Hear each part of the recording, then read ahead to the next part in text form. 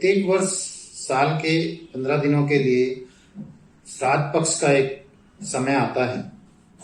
ये 15 दिन हमारे पितरों के लिए निश्चित किए गए हैं, क्योंकि हमारे पितृ पूरे वर्ष आकाश लोक में सूक्ष्म रूप में रहते हैं और वो हमारी दिनचर्या को देखते रहते हैं, हमारे क्रियाकलापों को देखते रहते हैं, हमारे ऊपर अपनी दृष्टि बनाए रखते हैं। श्राद्ध पक्ष के समय पर वो आकाश लोक से पृथ्वी लोक में अपने अपने रिश्ते नातों के यहाँ पे या अपने अपने परिवार के यहाँ पे आके सूक्ष्म रूप में वास करते हैं। वो आपसे ये उम्मीद लगा के रखते हैं कि आप उनके निमित्त कोई भोजन, तर्पण या वस्त्र आदि दान करें, शुभ कार्य करें, अच्छा भोजन बनाएं, पकवान बनाएं और उनके निमित्त ब्राह्मणों को भोजन कराएं।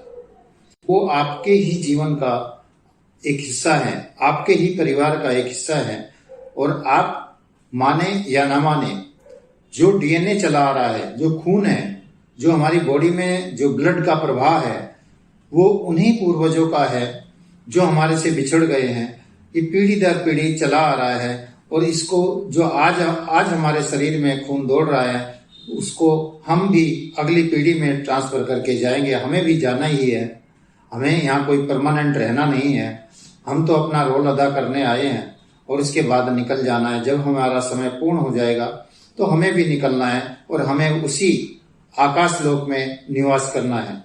तो हमारा ये फर्ज बनता है कि जिनका ये खून का कर्ज हमारे ऊपर है, जिनका ये डीएनए हमारे शरीर में चला आ रहा है, तो हमें उनके प्रति भी कुछ ना कुछ करना चाहिए जो उनको खुशी प्रदान करे या उनका आशीर्वाद हमें प्राप्त हो।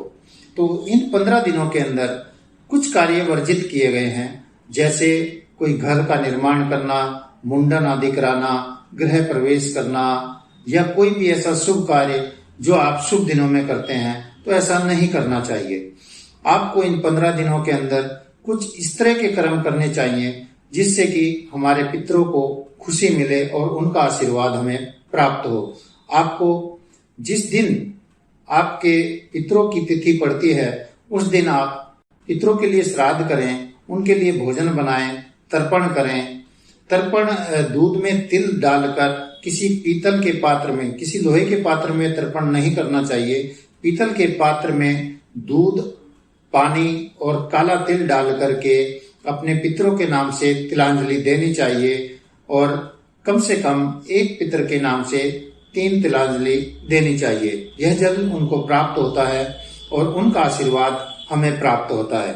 और उन्हीं के नाम से ब्राह्मणों को बुलाकर अपने घर पे ब्राह्मण भोजन कराना चाहिए।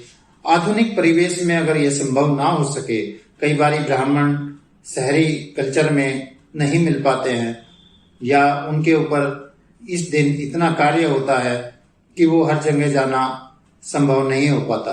तो आपको क्या करना चाहिए कि आपको भोजन सामग्री लेके या सूखी भोजन सामग्री लेके अगर संभव हो सके तो अपने पितरों के निमित्त मंदिर में देना चाहिए, या अगर संभव ना हो सके जो भी ब्राह्मण मंदिर में पूजा पाठी ब्राह्मण है या वहां पे कार्य करता है, तो आप उसके घर भी ये सामग्री भेज सकते हैं। यह घर पे सामग्री भेजने से आपके पितरों का आशीर्वाद मिलेगा। उनके निमित्त आप जो भी सामग्री देंगे वह उन्हें प्राप्त होगी। भोजन बनाइए, ब्राह्मण को भोजन कराइए, अपने पितरों के नाम से तिलांजलि दीजिए यानी तर्पण कीजिए, जो उन्हें प्राप्त होगा। और इसी के साथ साथ आपको एक कार्य और करना चाहिए कि जो भी आप भोजन बनाएं, एक गाय के उपले का सरकंडा या गाय के उपले का एक अंगारी बना लीजिए। उस पर क्या करिए कि थोड़ी थोड़ी भोजन सामग्री आग में डालिए और घी डालिए और दूध से बना कोई भी पदार्थ उस पर डालिए।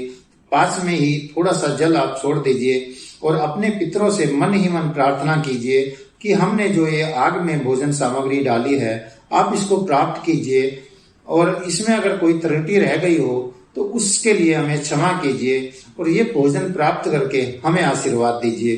क्योंकि यही 15 दिन है जब आप उनके निमित्त कुछ कर सकते हैं और उनका आशीर्वाद प्राप्त कर सकते हैं। तो इन 15 दिनों का पूर्ण लाभ उठाइए, शुभ कर्म कीजिए, घर को साफ रखिए, सुंदर रखिए, घर में कलह मत होने दीजिए, तनाव में मत रहिए, क्योंकि आप ये समझिए कि आपके घर में मेहमान आए हुए हैं और आपका फर्ज है कि आप उनको खुश रखें।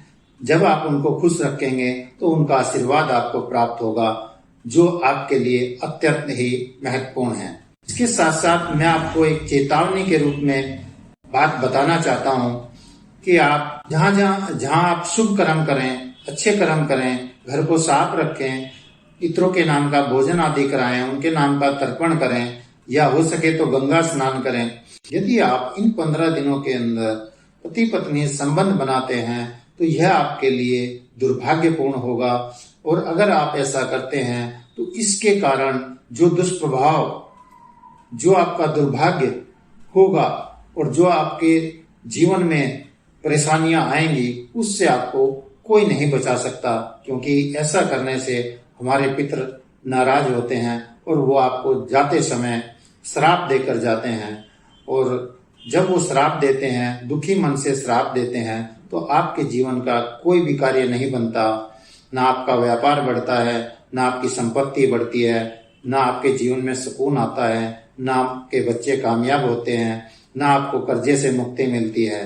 तो ये आपको हमेशा हमेशा ध्यान में रखना चाहिए कि 15 दिन के पितृपक्ष के अंदर कभी भी हमें पति पत्नी को संबंध नहीं बनाने चाहिए। अपने पितरों के आशीर्वाद के लिए हमें उनके लिए भोजन की व्यवस्था करनी चाहिए, तर्पण आदि देना चाहिए, ब्राह्मणों को वस्त्र आदि दान करना चाहिए, दक्षिणा देना चाहिए। तो जब आप ये कार्य करेंगे तो 15 दिन जैसे ही समाप्त होते हैं, जब पितर अपने लोक को लौटते हैं, तो लौटते समय खुश होकर आपको आशीर्वाद देकर जाएंगे। उससे आपका व्यापार बढ़ेगा, आपके घर में सुख शांति रहेगी, आपकी दिनचर्या अच्छी होगी, आपके पति पत्नी के रिश्ते अच्छे बनेंगे, आपकी संतानें तरक्की करेंगी। तो यह पितरों का आशीर्वाद लेना आपके लिए अत्यंत महत्वपूर्ण है। तो आप ऐसा कीजिए और इसका लाभ उठाइए। और अगर आपको लाभ मिलता है तो हमें कमेंट बॉक्स में आप उसको कमेंट कर करके बताइए, उससे हमारा उत्साह बढ़ता है, क्योंकि जन सामान्य के लिए हम अच्छी से अच्छी जानकारी आपको देते रहेंगे। आप उसका लाभ उठाइए।